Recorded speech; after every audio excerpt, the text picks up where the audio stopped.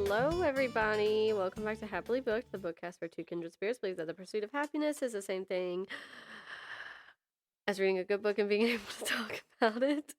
We're your hosts. This is Brooke, and Back. oh, that was a dramatic pause. Hopefully nobody could hear the audio from the camera I just pulled up while I was waiting for. Oh my I'm goodness. so sorry. The theme Now music I'm to gonna have stop. to yawn. I pulled up the camera in the living room so I could look at Stetson, and I was like, "Oh, I can hear it through my headset," so I had to turn that down.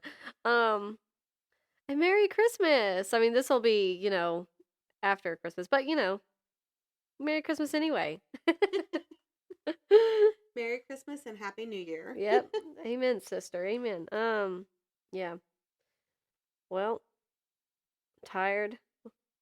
Had an on and off rough morning. So Stetson's about to be 2. And I guess he's like really taking it to heart, figuring out how to be a terrible 2.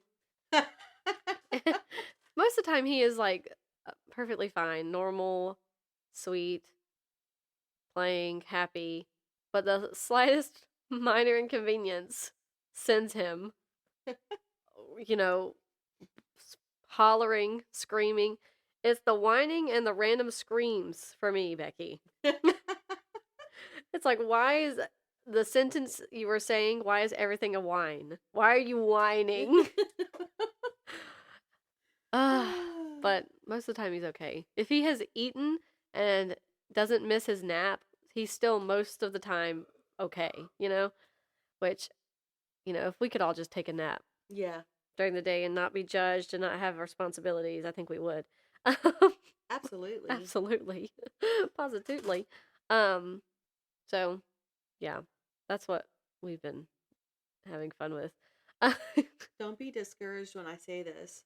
3 is worse. I've heard that. Yeah. It's All like my life I heard terrible 2s.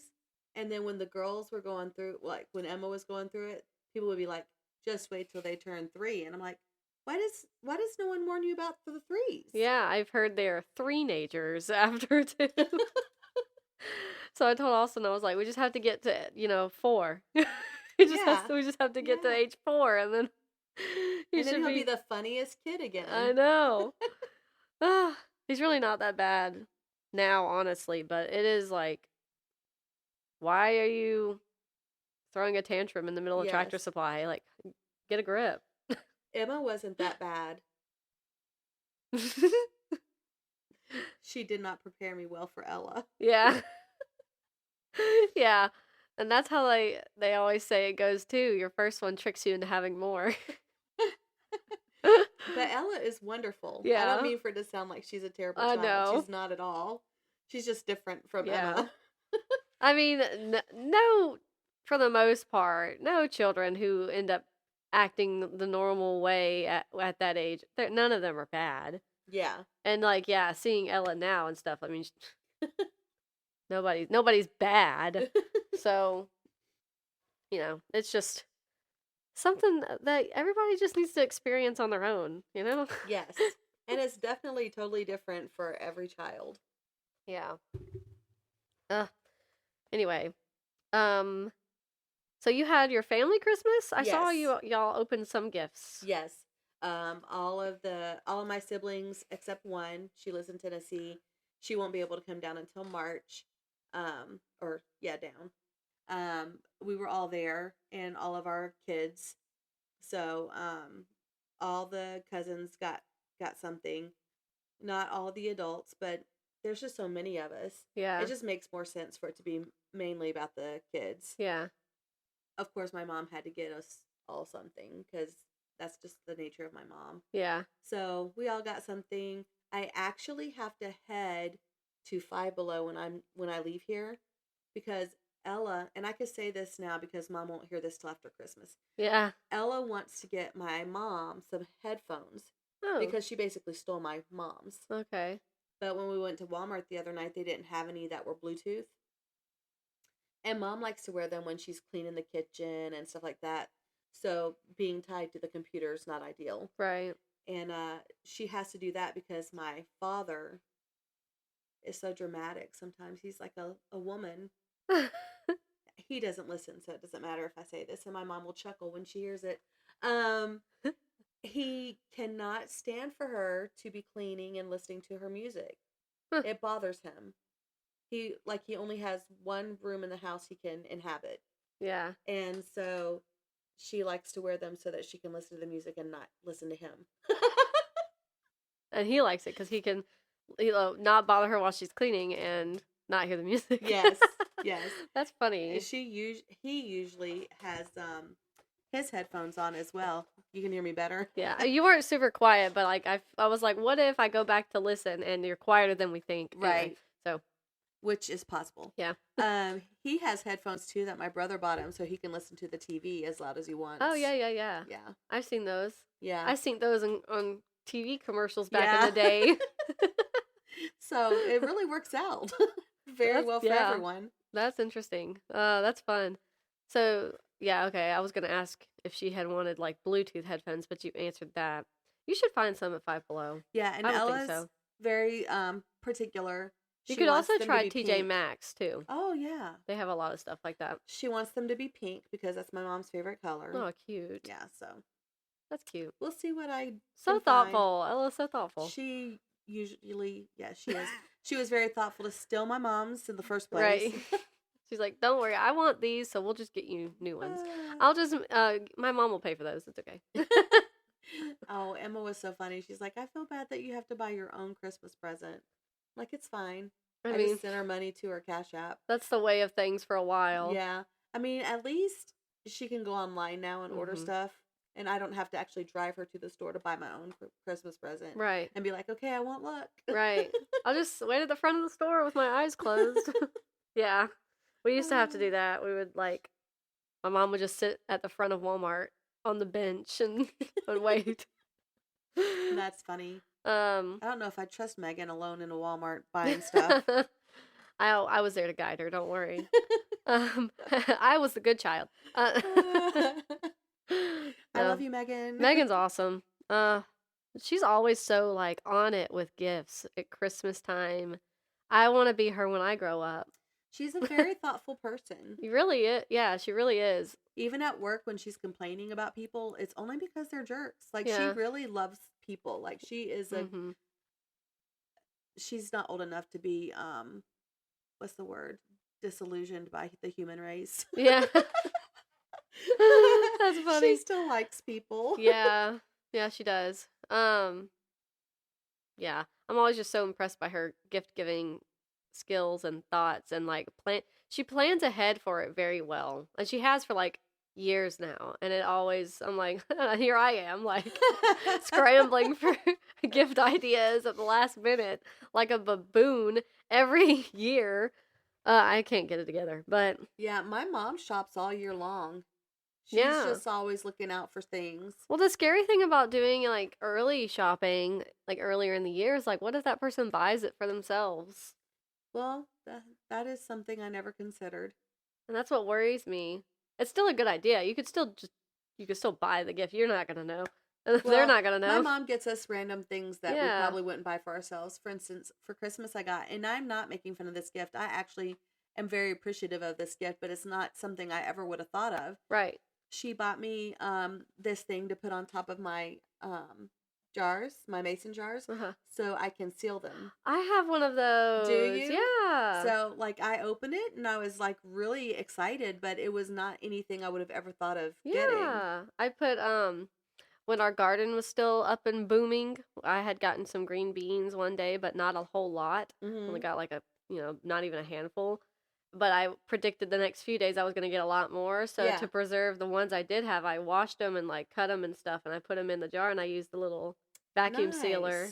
My mom got it for me, actually. Not for Christmas. It was just in the Amazon cart.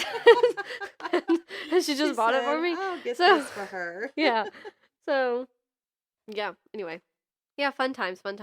We did this thing, and not everybody got the memo. Some other people other than Megan also bought most of the family gifts prior to Christmas. Right. So, but We did this thing where we all drew a couple names and we bought gifts for that person Uh-huh. in the family. I don't know. It's a cute idea. I'm not opposed to it. I'm also, I'm a last minute on no matter what. So if I was buying gifts for everybody or just a couple people, it'd still be last minute. Um, and it was my mom's idea. It was pretty cute. So I think it worked out pretty well. Yeah. So we're doing our family, I guess. Like my mom, dad, sister. Austin will be at work, unfortunately, but then me and Stetson, we're going to do our little personal gift exchange, I guess, then. Yeah. Because it was a little hectic. And well, it was my idea anyway, because I was like, I don't think we are doing anything on Christmas. Yeah. And I was like, well, we could, have French toast, we could like have yummy. a brunch and Yeah. then do presents and hang out, why not? Sounds like a wonderful day. So maybe I should tell my mom I want French toast on Christmas morning.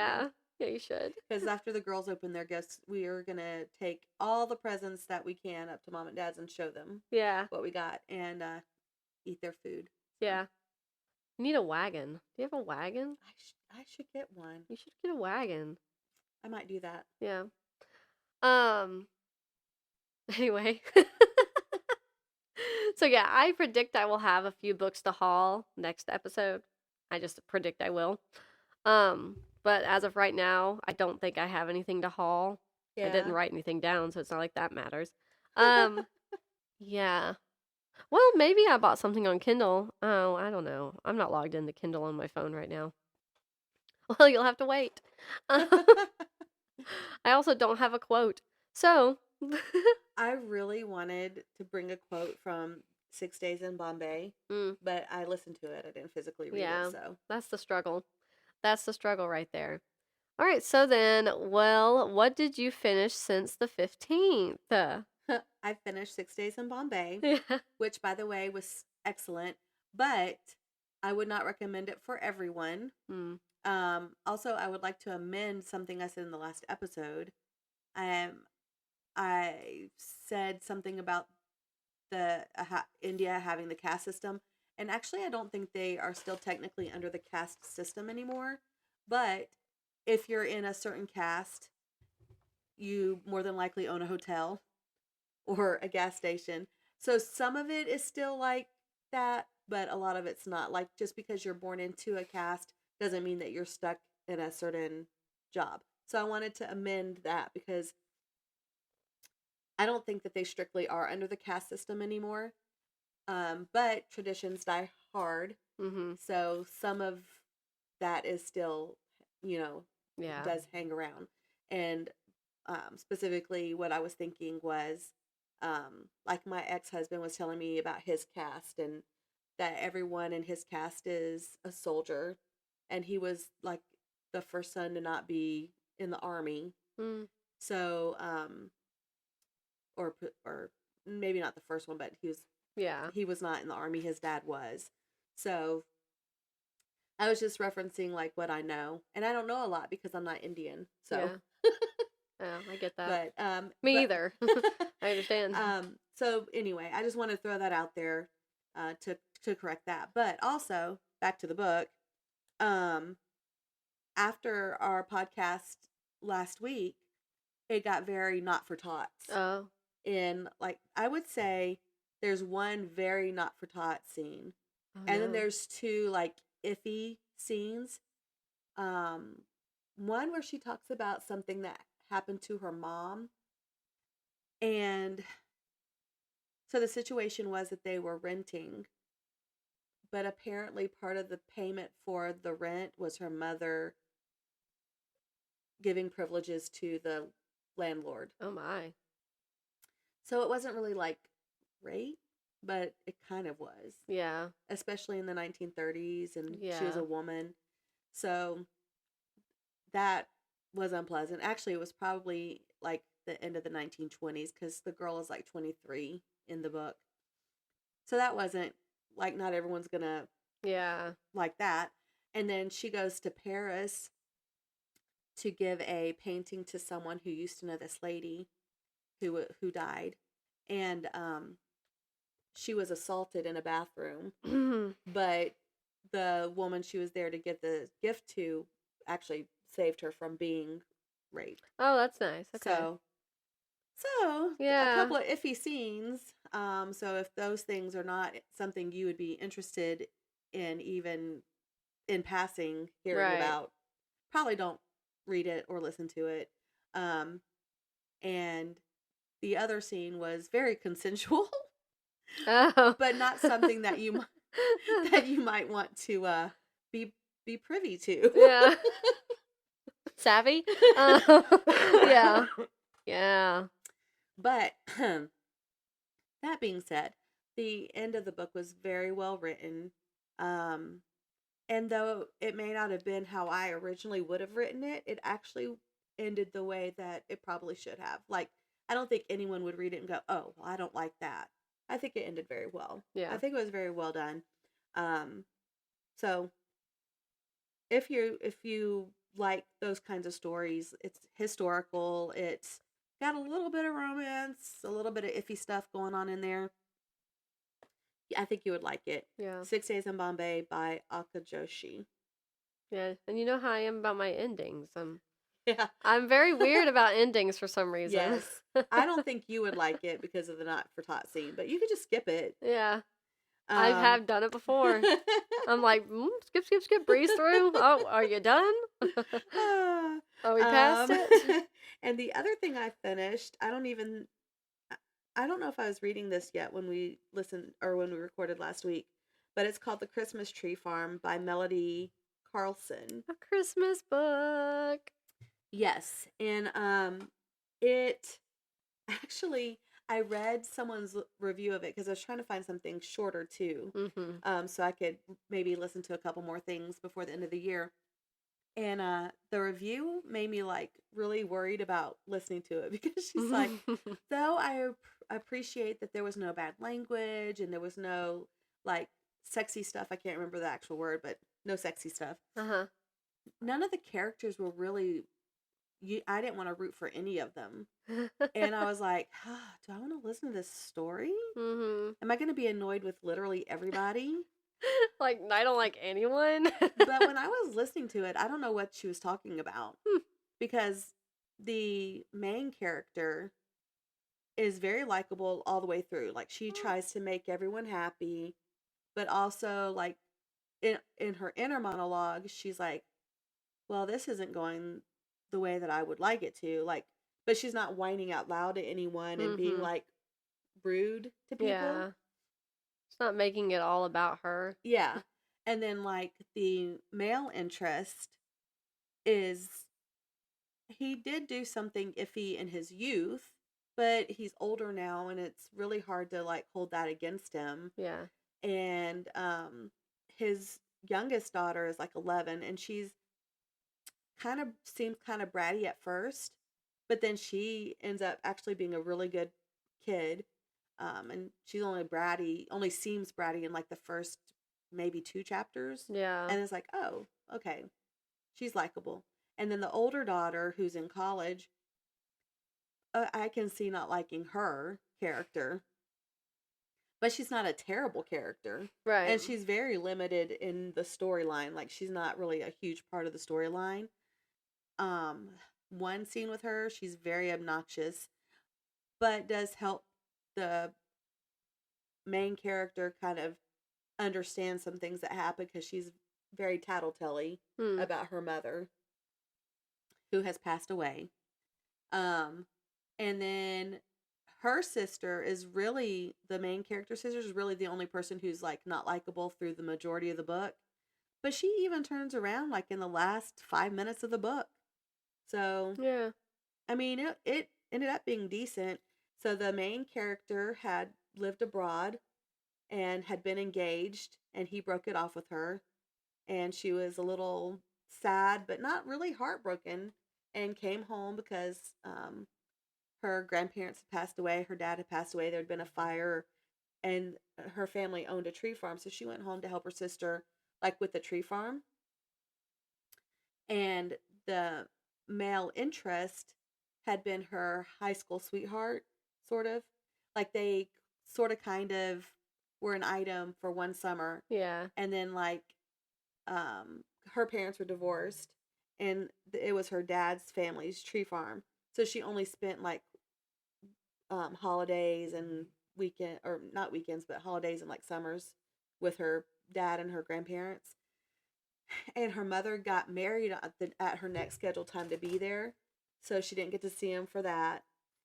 And then by the time summer came around, he was already dating and married to someone else. And she was like, "What happened?" Yeah. And this is like 20 years later, and his wife has been dead for like a year, maybe 2 years. And so she's like, she unexpectedly sees him. She doesn't expect him to be there. Yeah. And it's just him and his little daughter. And the angst, I guess, in the story is that the daughter loves like dirt bikes. And she wants to turn their Filbert farm that burned down into a dirt bike. Oh, like a dirt bike track. Yes. Yeah. And she wants to have people come and like spend weekends or whatever dirt biking. Yeah. But it literally butts up to the tree farm. And she thinks that the dirt bikes are noisy, and with the fire just having happened, it like they're kicking up all this dust, and it's like not ideal for her contentment. And that's the initial angst. And then that all kind of gets sorted out and da-da-da. And the end of the book is like, I feel like it happens very abruptly, the end. But it was still like, okay, this is how you would expect this to end. And it's almost Hallmarky movie-ish. Yeah, okay. That, so, when all of the descriptions you were giving me, everything, I was like, Hallmark movie. Hallmark, yeah. Hallmark Christmas rom-com. Very Hallmarky. But it was good. I enjoyed it. Not necessarily the narrator too much, but that's how it is sometimes. Yeah, it's hard to find a good narrator. Yeah, it can be very difficult sometimes. And sometimes I have to like just, oh, I don't like this person's voice, but this is the only way I'm going to listen to this book or read this book, so let me just power through for a little bit longer, and then you get used to the narrator, and then it is what it is. Yeah. Yeah, it just is what it is. And sometimes I love a good narrator. A good narrator will make or break the book. Oh, yeah. But, yeah, I have definitely just sat through audiobooks because I wanted to get through the actual story, and this was the only way I was going to consume it, even though I didn't like the narrator. That's Pretty Little Liars also is what I'm really thinking about right at the moment. There's been plenty more, but I wanted to read the Pretty Little Liars books, and to be fair, I had them, but I didn't want to physically. I made Becky cough. I didn't want to physically read them, and I had time to listen to them, and they're short. But man, that narrator was not. I did not enjoy her voice. That's funny. But that is fine. Yeah, that's nice though. A Christmas Hallmarky. That's cute. Yeah. That's cute, Becky. Thank you. Where did I finish? Did I already talk about finishing? No, I finished it Monday night, the 15th. I finished it at night. Okay. Murder at Holly House. Oh, and how did you like the end? It's by Denzil Meyrick, before I forget to say that. I liked it. I mean, I think you'll like this book, by the way. It's a murder mystery historical book. It's a historical fiction. It's set in let me see if I can just remember off the top of my head. I think it's the 1950s? Yes, I think that's right. In the UK. And you're following Inspector Grasby while he's trying to... I mean, he was relocated for his job temporarily to another village, and he's going to... He's supposed to just be there to help solve a thread of thieves that have been stealing from farms. But when he gets there, they get a call at the police station that... No, they don't. Sorry, I'm wrong. Sorry for coughing in your... It's okay. While he's there, he goes to the Holly House to question people there about the I can't think of the theft. My goodness. I'm like, there's another freaking way to say that word. I can't think of it.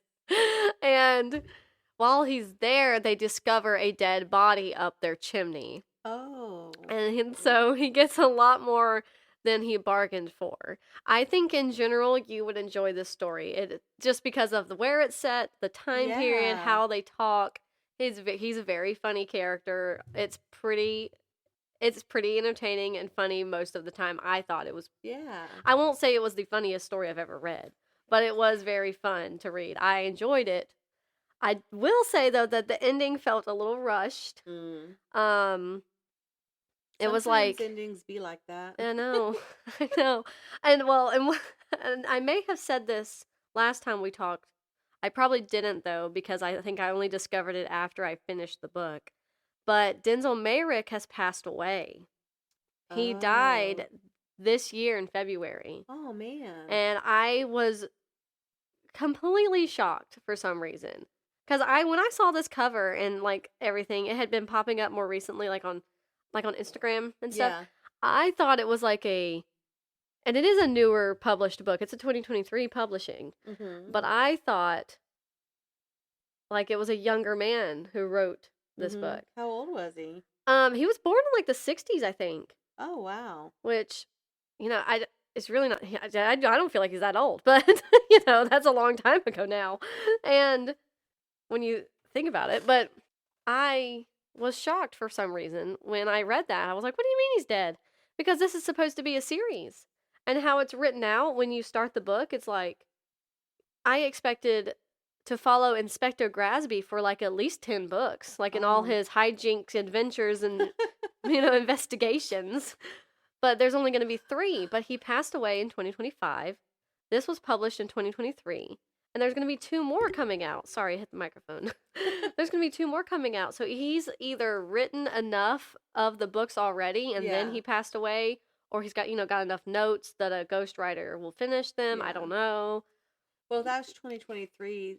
Probably the second one, I would assume, is finished or at least mostly finished. At least, yeah. The third one, like you said, probably had notes. Yeah. So I'm like, I was kind of bummed about it because it was a good book. I enjoyed it. And I plan to read the next ones whenever they come out or whatever. But I was like, I could kind of invest in this series. Yeah, like Hercule Poirot or something. Right. Like I could feel like I could really invest in this series and stay with it for a long time. And I was a little disappointed, I guess. But, he was old. So it happens. That's a part of living, unfortunately. He was born in the 60s? I think. I may have remembered that wrong. He's only 20 years older than I am. That's not old. No, that's not. But I could be wrong. I could have just be misremembering the date. I guess I could look it up. He's on the internet. Denzil Meyrick. Yeah, he was born in 1965. So. Okay, yeah. Whatever. That's really sad. It is a little sad. I don't know why I was so shocked and taken aback when I read that. It was literally like, he's done all this, and you can see how that would play into the writing, like, into his research for the books and all these other things, and he passed away February 2025, and I was like, what? What do you mean? So, the ending was a little rushed. Me and my mom both agreed on that, because this was our book club book, I don't know if you remember that. Yeah. But, it was pretty good. I will say, I don't want to, turn you away from the book, but I want to, I actually already saved it on Everand, just when you were talking. Is it available on Everand? Because my mom had to buy it on Apple Books. Well, it could. I have a copy you can borrow. It could need to be sampled. Let's see. Because I tried to read 3 different. Oh, yeah. I have to. Well, if you want to physically read it, you can borrow mine. So okay, just keep that in mind. Well, I'm still on chapter 4 of that other book. So. Yeah. So when you get there, I don't want to turn you away from the book, because it's supposed to sort of be like, when you look at it, you think, oh, a Christmas murder mystery. Mm-hmm. But it's not super festive. Whatsoever. Okay. Which is okay.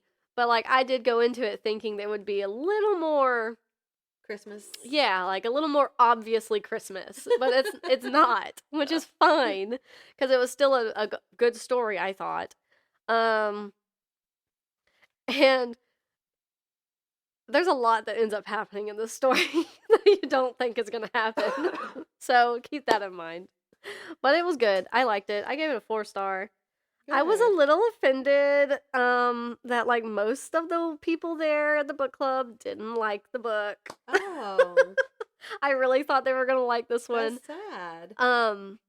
It is a little sad. I was like, why didn't you like the book? Did they say why they didn't like it? They didn't like how it was written and how the guy talked and stuff. Oh. And I was like, well, I mean, it's set in the 50s in the UK. And we're in America in 2025, so it's different. Right. Yeah, they just didn't like that, I think, for the most part. But like the way that some of them talked about it, I was like, they really didn't like this book. Like they really didn't like. I got the impression, I told this to my mom after, and she disagreed with me. I said that I got the impression that they disliked this book more than Road of Bones by Christopher Golden, which, like, they all hated. Except one, I should say.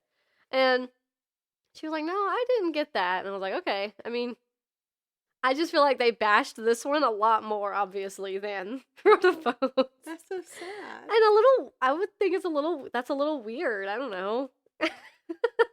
You can like whatever books you want. But I just thought this was going to be like an easier one to, right, make sure everybody enjoys. I don't care. I don't care. Anyway, so I read that. And then I've gotten my short stories are coming in. I see that. And I'm actually technically at 99 books, and I'm going to easily hit 100 because Yay! Well, we'll get to that point. Let's start at the beginning. This is the Time Traveler's Passport series on Kindle or Audible.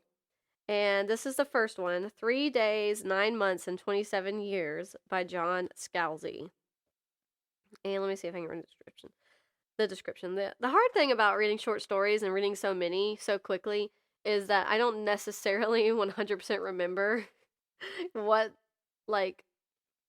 how to describe them so easily, because they're less, most of these were like 38 pages. Oh, wow. It's like super short.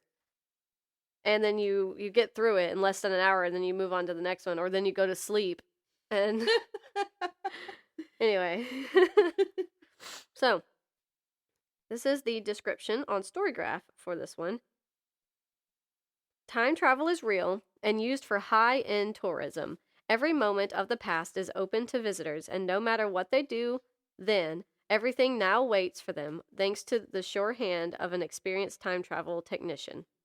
Come spend a day behind the controls of the time machine and discover why. This day of all days, it's time for this technician to make a change, because sometimes time travel is more than just an adventure. Sometimes it's a moral imperative. And this one was actually very interesting. I really liked this one.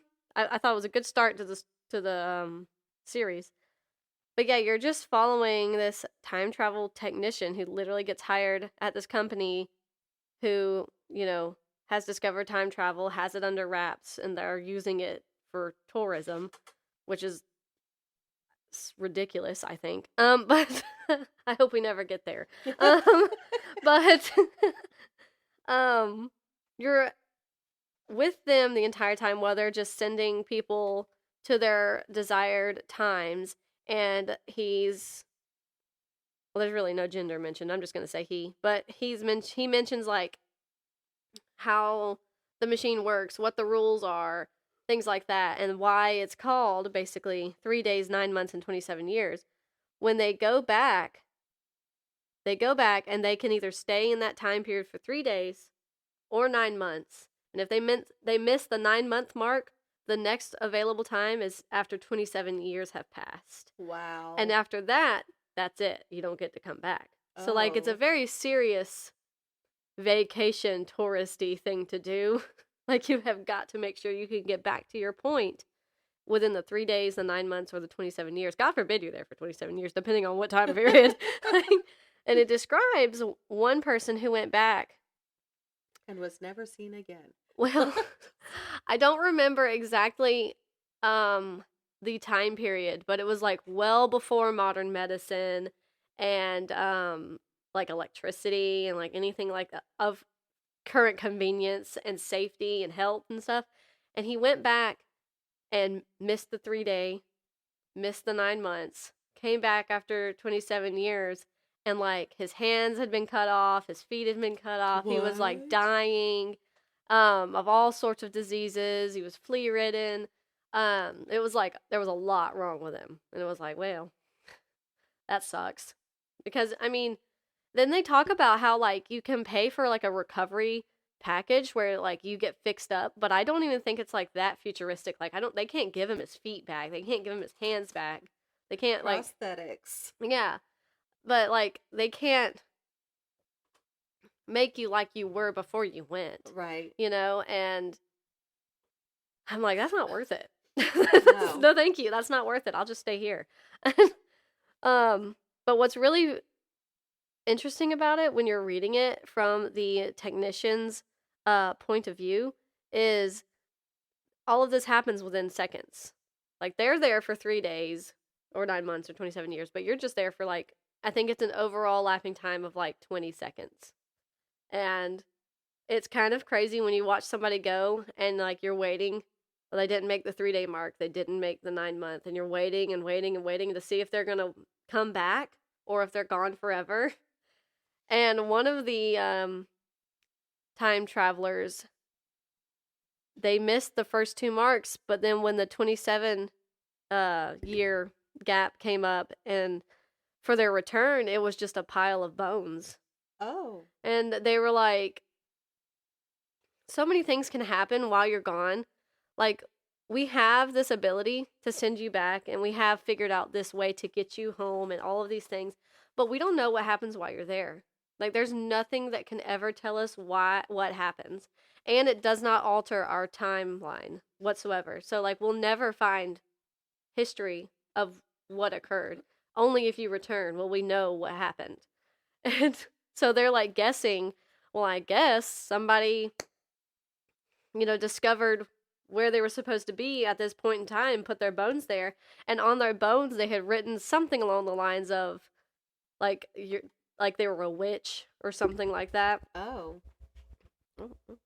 Everybody calm down. Everybody calm down. Did you hear that? So, hey, stop.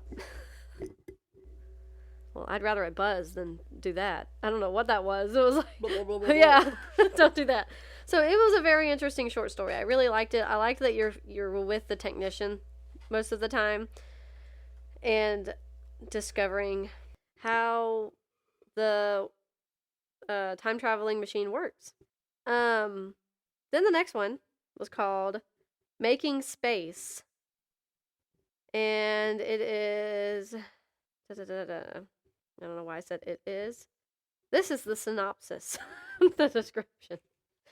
Jess desperately wants to be a mother, so when she discovers a young boy lost in the woods near her home, her heart goes out to him. The boy, who Jess and her husband call Buddy, can't tell them his name or anything about his family, but he's clearly been through a lot. When her husband cautions her not to get too involved, Jess brushes him off. She would do anything for this child, and soon she'll have to prove it. So yeah, this woman has been longing to have a child of her own with her husband, has not been able to, unfortunately. And she goes for like a run in the woods and stumbles upon a little boy who's just laying there in a fetal position by a tree. Oh. And she notices that around him on the ground, it's like ash. Like the ground is all burned away, and he's got like burn marks on him and stuff, and he looks very hungry, deprived of food. Mm-hmm. And so she takes him home, and she does what she's supposed to do. She doesn't just keep the kid. She tells people she found him, and I will say she does do a little bit of a loophole, I guess. She tells her friend, who was a social worker, that she found him, and her friend is like, well, we're just going to send him to a foster home, so I know that your home is a safe place. You can keep him for right now while we look for his parents and stuff. So she keeps him, and her husband in this story, I guess, is supposed to be written this way, but he was sort of a jerk. He was not nice. And, like, I get you don't know who this child is. Somebody's probably looking for this child, and you don't want to be caught with someone else's child and get in trouble for that and stuff. But, like, he's just a little boy who was hungry and alone in the woods. Right. You could be a little nicer than how you're being. He wasn't as bad as he could be, but he was not very nice. And she finds him, brings him home, and just starts to get an attachment to him. And as the days go by, nobody's, saying, hey, this was our kid, or nobody's even reported him missing, that a child that looks like him, whatever. And weird things start to happen when while he's there with them. And it goes from there. Something happens near the end, and you're like, oh, this was crazy. I don't know if I should trust any child I find randomly in the woods. But I thought it was really good. I gave it a 5-star. Is it supernatural? It was. So these are all sci-fi and with the basis of some kind of time travel. So there were a little more supernatural elements in that story, I will say, than the first one, at least. Then the next one, I can't talk too much about this one. This one made me upset. I gave it a 5. Or sad? Sad. I gave it a 5-star, but I can't go into too much detail about it. This one's called "For a Limited Time Only" by Peng Shepherd, which I actually have another full-length novel on my Kindle by Peng Shepherd, so this made me interested to read that. This is the description for this one. Russ commutes to work, not across town, but through time. An ambitious employee stuck in Oracle Marketing Solutions' mundane, near-past division. He longs for the excitement of the ancient eras and distant futures, but Oracle's secretive management has refused every one of his transfer requests, and Russ can't understand why until he makes a devastating discovery about his own timeline. So yeah, there's 2 divisions at this Oracle Marketing Solutions, which is where the time travel business is. They go back in the near future. Well, there's 2 divisions. There's the near future and then the distant past, or distant. Hold on, near past and the future. He's not allowed to go work in the future division for reasons you find out once you read the story that break your heart. And but the near past, he can only go back no more than 20 years, I think. And they go back to basically just make sure certain things are invented. Nothing dramatic, but a certain toy, or whatever. So they because they know what has been successful in this part of life, so they can go back and confirm and convince these people with oodles of money to make it, and they'll all make money. Yippee. But yeah, he wants to go to distant futures, and he is rejected for the transfer because one of his coworkers has actually already seen something that's going to happen in his life and doesn't want him to miss it because he'll regret it. So I kind of want to go into more details about it. It was very sad. I was not, after I read it, I was happy. I'm very confusing, what I want. I'm very confusing with what I want in books. And I know that, and I'm sorry. But it was very sad, and I got to the end, and I was like, wow, that was just mean. That was just mean. 5 stars. Then I actually read a different book called Small Things Like These, which is a book, you could read it. I actually looked up a couple of shorter books on Everand, and I sent my mom a screenshot because she Ah. was like, "I want to get to 100, so I could send them to you."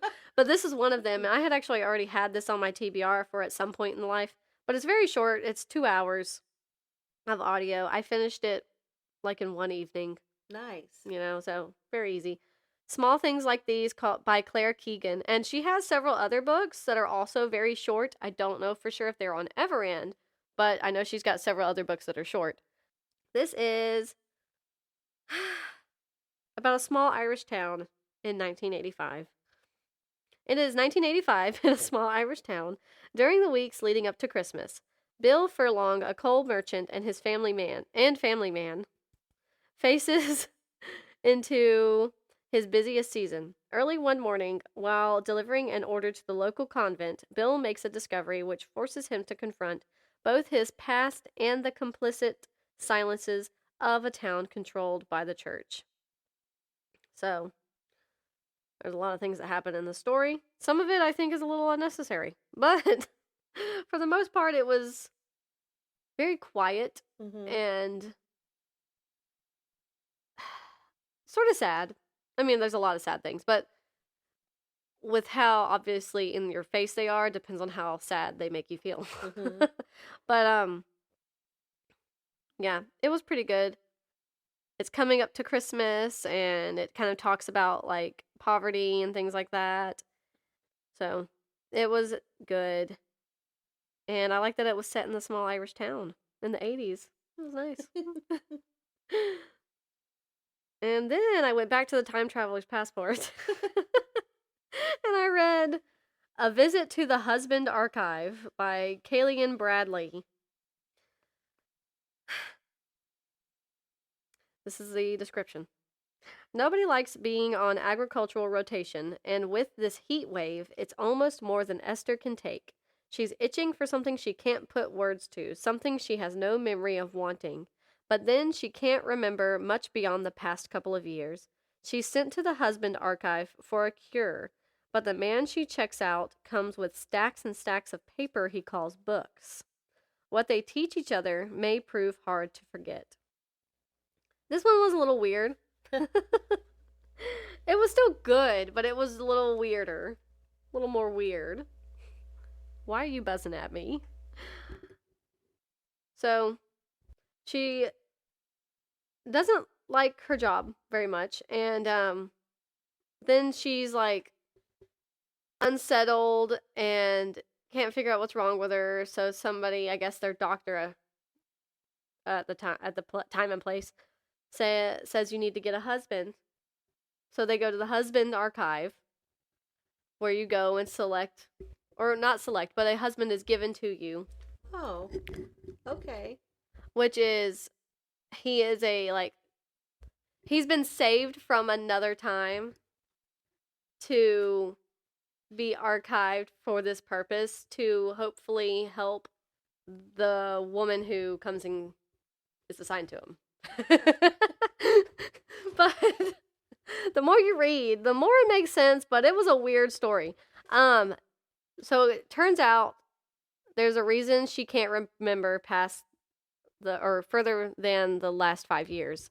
And she can't even remember other things. Like he'll tell her things, like explains something very trivial, like what a sunset is or something, and she can't grasp it. Oh. And it's because of these other creatures who have actually come to Earth and taken over, which Esther and the other women, I guess, I don't know what's going on with the men versus women thing. Something about the men couldn't survive or something. I don't know. But they take away these creatures who come to Earth. They feed off of human memory. Oh. And they'll take it away from you. And all these women, they can't think of what else they're supposed to call these creatures because their memory has been taken out. Like their cognitive functioning has been taken, and they call them, they can only think of calling them gods. And it really makes her husband mad that they call them gods, because he's like, he knows everything, he remembers everything, and he's been archived for this reason to help her remember other things. Sort of like they're holding the Earth's history and trying to keep it going so it doesn't die out. And he tries to explain everything to her, and like certain things, they just fall right out of her head because she can't grasp it. So it's an interesting story. Then, oh no, that's it. That's all I finished. Thank goodness. I gave that one 4-star. I gave Small Things Like These by Claire Keegan 3-star. Nobody asked, but I had been saying it, so actually I was wondering. I liked Small Things Like These, and it had been on my TBR, but it wasn't, I guess, as good as I hoped it would be. It was good, but it wasn't what I was, I guess, envisioning. I don't know, but it was still good. And if you're trying to just get a number, it's a short book, so you can just throw that in there. Okay. That's all I finished. I know that was like 100 books. What did you? What did you tell me? What you're currently reading? I'm currently. That's reading, been like it's been so long. I am currently reading "How the Ghost Stole Christmas" by Erin McCarthy. That sounds so cute. Don't waste your time. It's only 2 hours. It's okay. I don't know. It's just 2 hours, so I'm gonna finish it today because I started it this morning. Yeah. I am also still reading "Just Stab Me Now" by Bearup, except that I'm technically pausing it and I'm gonna restart it because I've only read 4 chapters and it's been like 2 or 3 weeks. Yeah, that's the hard thing about like you're in such a audiobook like era, like that's what you do right now. Yeah. It's hard to focus on a different. I would love to physically read again. Yeah. I just need more time. Yeah. No, it's time consuming. So the other one though, sorry, the other Christmas one? Yes. How the Ghost Stole Christmas. Oh, okay, so I guess I should tell you what it's about. So this girl, and apparently there's got to be a first book that I need to go back and read. Oh, okay. Because she keeps referring to this other ghost that she talked to. She sees ghosts. She sees dead people. And they talk to her. She explains that she only hears or sees them if there's a dead body nearby. And so this Santa Claus ghost sorry is talking to her, and it's this guy named Jason who was the Santa Claus for this company for like a really long time. And he went missing 3 years ago, and his wife said she ran off with his girlfriend, so no one's looking for him. But turns out his body has been in this slide, this children's slide, since 3 Christmases ago, I guess. And what? I don't know. I don't know how it was missed, honestly, because they have to take it down and put it up again because it's a rental slide. And so she's put together this party for these children who have overcome grave illnesses. And so they're coming to meet Santa. Like it's supposed to be a good thing because they're feeling better. And Santa says he's in the slide. And I'm thinking, how somebody at this company has to know about this because how? You have to put it together and take it apart.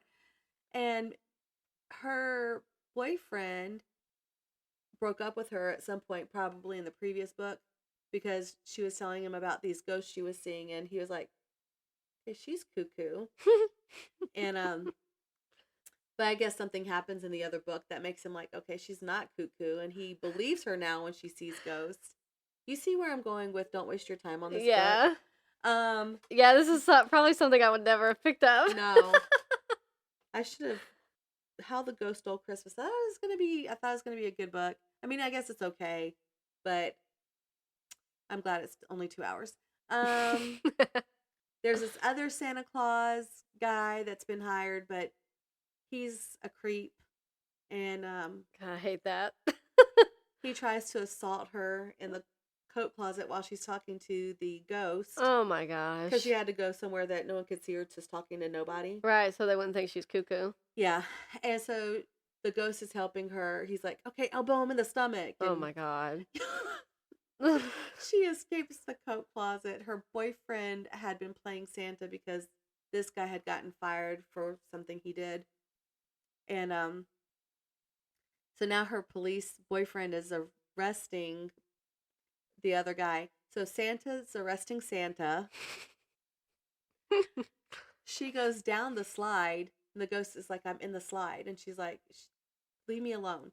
And she goes down the slide, and her dress gets stuck on a nail. She's like, in her head, who put this together? Why is this nail protruding? This is where children are going to be sliding into. And her dress rips. And she goes to investigate it. And she's like, her boyfriend's like, are you ready to go now? And she's like, I think there's something behind here. Like, not even thinking that's probably the dead guy who keeps telling you he's in the slide. You know you can see ghosts, whether or not people believe you. So he use some common sense. Right. So she's like, I can't quite see. Can you come help me? So he comes in there and he's like, oh, there's a Santa suit in there. She's like, a Santa suit? Hello, yes, a Santa suit. Probably on the dead Santa who's talking to you. Yeah. Don't you just want to like reach through the book sometimes and punch these dumb characters? Yes. And anyway, it's kind of going downhill, I feel like. Yeah. But, oh well, that's what I'm listening to. Dang. That does feel goofy though. I'm reading two things. And I actually forgot to say, also in the Time Traveler's Passport series, I was technically the next book was actually let me look it up. Hold on.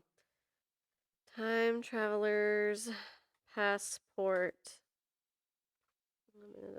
There was another one. I think I told you about, so I told you about this one, which is the first one, second one, third one, which broke my heart. Fourth, what's after that? Four? Yeah, fourth one. And then there was another one called All Manner of Things Shall Be by Olivie Blake. I got like 2 chapters in and I DNF'd it. Because I was not there. I was not there. It was not speaking to me. It felt so boring. I could have gouged my eyes out. Like, it was just... And I was like, am I just being too hard on it? No, someone would probably enjoy it. Someone would probably have enjoyed that writing style. But it was just so dense, I guess. And it didn't make... I wasn't there. I wasn't there. I was like, no, boring. No, can't have this. Mm-mm. Moving on. I don't even remember what that one was about. But now I am currently reading Cronus, which is the last one in the Time Traveler's Passport, by Djeli Clark. I'm really enjoying it though. So this is the synopsis for it. The year is 2030. Annabeth works a stable job at Cronus, a time travel company that caters to wealthy clients. Life is harsh, but she's willing to keep her head down until a vision of a past that never happened leads her to question everything she knows. They call it madness, but she'll learn to call it memory. And you open up, let me see if I can remember. You open up with this character, Annabeth, at work, and this wealthy white guy comes in. I'm sorry, she's black, I should say. And this wealthy white guy comes in and is acting super uncomfortable with her and stuff, like looking at her up and down, saying all these things like, must be so nice that they let you work now and work in this job and stuff because she's black. And he's getting to go pay millions to go time travel, and she's just there doing that, and she's like, okay, whatever, just ignore the guy and send him back. And so you start off with like, oh, wow, there's a lot of unlikable people in this story. And a lot of unlikable, cringy people. And then you're following Annabeth as she slowly is starting to make the discovery that not everything she's been taught or is seeing is true and accurate. And since time travel has been established in this um, universe, somebody has gone back and abolished slavery, but kept certain segregation. Oh. Yeah. And so what they're oh, sorry. Pulling on my leggings. What she is starting to discover is that they have changed this history and lied to them about what is true and how they're supposed to their rightful way to live now and how that's been taken away. And so what they're being told is madness, like it says, is actually their true memories, and everything's been altered. So I'm actually haven't finished this one, so I don't know how it ends, but I assume it ends with a justified uprising where they can fix the timeline. But it was such a cool premise. Like, it's such a cool, scary, crazy premise that I actually was reading it and I was like, wow, I wish this was a full-length novel. Which I really enjoy when I'm reading a short story and I feel that way, because I'm like, wow, that really could have been. And maybe it is somewhere. I don't know. Like, maybe she actually has another story that expands on it. She wrote a book called Ringshout, which I saw. I don't know anything about it. I saw it a lot though on BookTube recently. But so that's reminded me, or I don't know what I'm trying to say. But it's really good. I'm really enjoying it. I'm not done. I'll probably finish it tonight, or maybe when Stetson goes to sleep. I don't really know. I mean, takes a nap. I don't know. But it's a crazy story. Then I'm reading Ward D by Frieda McFadden on audio. And I had started this and I had never I didn't focus on it at all because I was focusing on Murder at Holly House, yada yada yada. And I'm going to just read the description and move on. Medical student Amy Brenner is spending the night on a locked psychiatric ward. Excuse me. Amy has been dreading her evening working on Ward D, the hospital's inpatient mental health unit. There are very specific reasons why she never wanted to do this required overnight rotation. Reasons nobody can ever find out. And as the hours tick by, Amy grows increasingly convinced something terrible is happening within these tightly secured walls. When patients and staff start to vanish without a trace, it becomes clear that everyone on the unit is in grave danger. Amy's worst nightmare was spending the night on Ward D, but now she might never escape. So that's basically what it's about. That's basically what's happening in the story. She doesn't want to stay on Ward. She doesn't want to do this rotation. And as you go through these alternate chapters where she's in current time and then flashback to when she's about to graduate high school with her best friend at the time, and you start to learn why she doesn't want people to know exactly why she didn't want to stay here in the psychiatric ward. And it's because when she was a teenager, well, actually a senior specifically, she started to see a little girl that was not actually there. So I have a hunch and a theory, a crazy outlandish theory, that the little girl was either actually there, or her, I think, toxic friend Jade was somehow stressing her out so much that Amy was projecting the little girl, and I think the little girl is actually little Jade. And somehow that's affecting her. How her toxic friendship is affecting that, I think. Because she doesn't have it happen again after she's not friends with Jade and she's an adult. So that's why I think that. Thank you for coming to my theory talk. I still have 2 hours left though, so who knows what could happen, honestly. But she stays the night in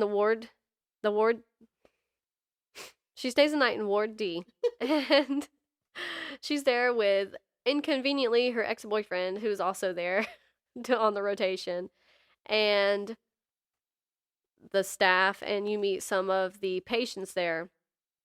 And some of them are pretty harmless, and some of them are a little more unsettling and have to be watched more. And the power goes out. Oh. Yep, and can't have that. And some creepy things are starting to happen, and Amy is unsure of whether or not she can trust the staff or trust herself, like she doesn't know what's happening. And that's basically where I'm at. And I must say, I'm not too impressed. It's fine. It's a fine, entertaining, quick-paced story. But I think it's compared to the other Frieda McFadden that was my first one I read, which was The Boyfriend, it really doesn't stand a chance. Oh. So now I could be wrong. The creep factor's not good enough. It's a little creepy, but it's just not. I don't know. There's just something missing. It's just not. It's not outstanding, I guess I should say. But it's okay. And maybe something crazy will happen and I'll be like, wow, I regret saying that on the podcast. Everything makes sense now. This was amazing. You never know. So, also, Amy Brenner, super stupid. Super dumb. One of the dumbest characters I've ever read. I mean, girl, get a grip. Like, and I don't mean, is she seeing things that aren't real? Stupid. That's a whole different thing. That's not her being stupid. She just says stupid things and does stupid stuff. And then is like, I can't add 2 and 2 together to get 4 because I'm apparently a moron. So, this is what I mean. Like, I want to go through the book and just like punch her. Yeah. Like, get a grip, Amy. But it's fine. It's good. Katie was like, oh, you're reading Ward D? Let me know. And I told her, I was like, look, I'm not too impressed. I'm just not. No. I'm just not. I will probably try another Frieda McFadden again, but yeah, I've just not been very impressed with Ward D. And it actually makes me sad because Faith was like, you should try Ward D or something else that I can't remember the name. So maybe something crazy happens because I don't want to let Faith down. So you want to like it for her. I do. That's funny. Yeah. Did I see one more book on your... You did, but I'm not technically focusing on it at all. I'm still technically reading The Infection by Craig DiLouie, which I started a while ago. I've read only a few chapters, and I have not tried again. That's funny. It's not because I didn't like it. It's just I'm not prioritizing it. Yeah. So I think I thought of a little goal for next year. I don't want to reach 100 books. I think that's a little absurd for me. You do you, but for this time in your life. Yeah, I feel like it's a little absurd. I think I would like to try and slow down a little bit and maybe read more larger books and chill out. I say that now, but I do get kind of antsy if I've been reading a book for a really long time and I want to like read something else, so we'll see what happens. But I was like, yeah, I'm going to reach 100. I'm going to finish Cronus and be at 100. Yeah. So it's like, oh, woohoo. Drop the balloons and confetti. Yay. But I think I should tone it down. My goal was 65. I will say I had a pretty reasonable goal for myself this year, and I just surpassed it like an insane person. So maybe I'll just do like 60 or 70. Maybe I'll just do 70 or something like that and try not to go insane. I get excited though. I saw that I was getting close to 100 and I was like, oh buddy, I can do this. So. Oh, that's funny. But yeah. That's it. That is it. That's it. I'm sorry for all the coughing. I know, that's okay. I'm still congested a little bit. I'm still a little off and on congested. It's okay. Yeah. I feel like I've just been, I read a lot, but it was short stories, you know? I was telling, I told several people. I was like, that's just my cheat code. Like, and they're always going to keep, Amazon's going to keep publishing short stories with these authors. Yeah. Like, they're going to keep doing it. So there will be more short story collections coming out next year that I could, squeeze in if I wanted to. Yeah. And they're good too. It's not just for the number. Like, I do enjoy it. But, yeah, that's that. So, yeah, I hope you have a good Christmas. And let us know what books you get if you would like to. Yes. Send us an email or message us with what books you've gotten or what books you think we should read based on our negative comments this episode of these certain books. Oh, it's funny. Yeah. Maybe I'll make a post on Facebook where they can tell us what they're reading. Okay, so that's everything for you. That's everything for me. I also hope you all have a Merry Christmas and that you have been having a good year reading. I hope that we maybe have given you some ideas on something you could read. And I second Brooke's comment that we would love for you to give us some suggestions. But it's okay if you don't. We won't hate you. No, never. It's good to know that there are so many kindred spirits in the world. Our TikTok numbers are going up. That's excellent. Thank you guys for that. Trying to get our YouTube numbers up. We're stuck at 32 subscribers, and we're appreciative of the 32 of you that are subscribed. We would love to hit 100. That'd be an excellent first goal. Of course, we'd love to have more than that because we want to make money. But 100 is a good first goal to have. So we're working on that. We're still doing Instagram and Facebook. I've been really trying to focus on sharing something every day on Facebook. I know. You've been sharing a lot. Yeah, I saw a lot trying. today. I was like. I'm trying to like them. I know I miss a day here and there, but all of the sources that I have read say that you need to, even on Facebook, it says you need to post every day.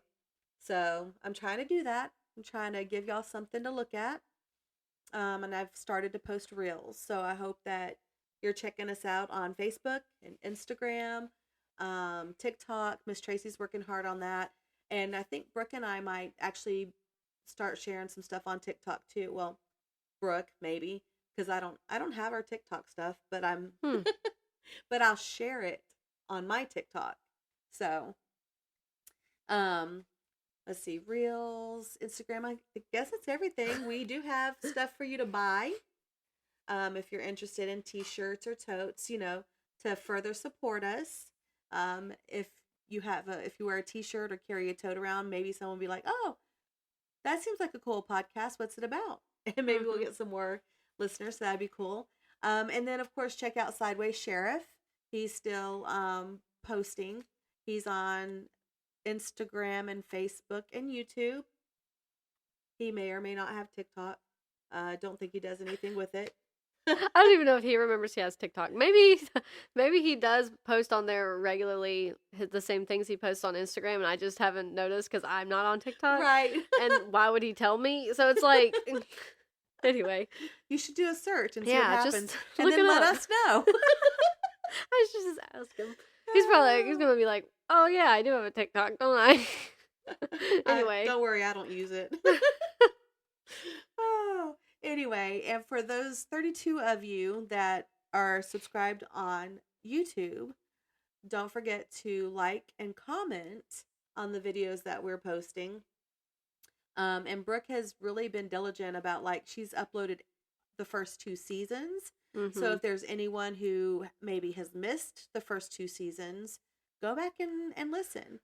My sister accidentally was listening to the first season, not realizing that she was listening to the wrong season. She's like, I thought you guys already did Jurassic Park. And it's like, yes, we did. A while ago now. I don't know if that was season 1 or season 2. And she was like, oh, I thought I thought I was going crazy. And I was like, make sure that you're looking at season 3. So if you've already listened to all of seasons 1 and 2, make sure that when you go on YouTube, you're looking to see if it says season 3. Yeah. But please go on there and watch them and like them and comment. If you are not on YouTube yet, please subscribe to our YouTube channel. That'd be very helpful to us. And I guess that's all of my personal notes to try to make money. Um, but honestly, Brooke and I have a really good time talking about books. So regardless of if we ever make money or not, we're still going to be doing this, and we hope that you enjoy the show. Yeah. So thank you for listening, and until next time, stay happily booked.